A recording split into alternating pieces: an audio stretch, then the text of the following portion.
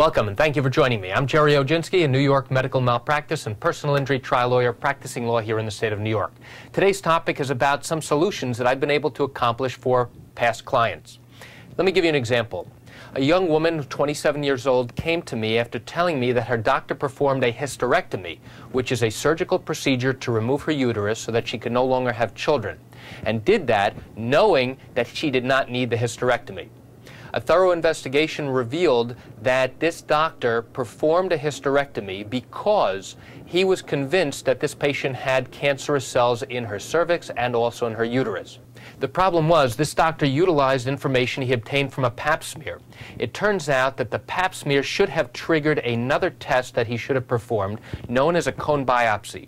The cone biopsy would have allowed the doctor to obtain additional tissue samples within the cervix and the uterus and have a doctor known as a pathologist look under the microscope to determine whether or not there were any cancerous cells there. It turned out that this doctor failed to do that procedure and instead immediately recommended that this woman have a total hysterectomy so that she could no longer have any children. He specifically told her, if you don't have this surgery, the cancer is going to spread and you're going to die within a short period of time.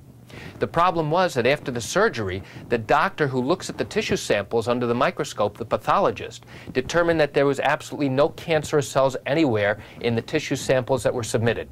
And so, in fact, this patient never needed this particular surgical procedure. So she came to me and said, what do I do? Well, I had the case reviewed by a medical expert, an obstetrician gynecologist, who confirmed not only did the doctor not do the proper treatment, but he never should have performed this surgical procedure, which now makes her sterile. You might think that this is very clear-cut.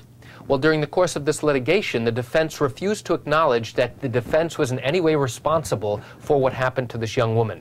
They claimed that they gave her full informed consent about the procedure, and she elected to go ahead with the procedure. The reason why she elected to go ahead with the procedure is because the doctor convinced her that if she did not have this surgery, she would die. And she had 2 children that she did not want to leave behind, so of course she goes ahead and has the procedure done.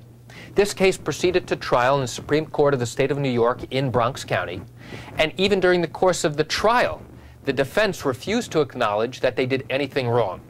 It was only shortly before the case was going to go to the jury for their evaluation did the defense come to us and say, we'd like to try and settle the case. And right before the case was going to go to the jury, we were able to successfully settle this case to the satisfaction of both parties. This is just one example of how I was able to help a young woman who had needless surgery. And that's it for today's video tip. If you suspect that you or your loved one were a victim of medical wrongdoing, pick up the phone and call me. I can answer your legal questions. You can reach me at 516-487-8207 or by email at lawmed10@yahoo.com. I want to thank you for joining me. I'm Gerry Oginski. Have a great day.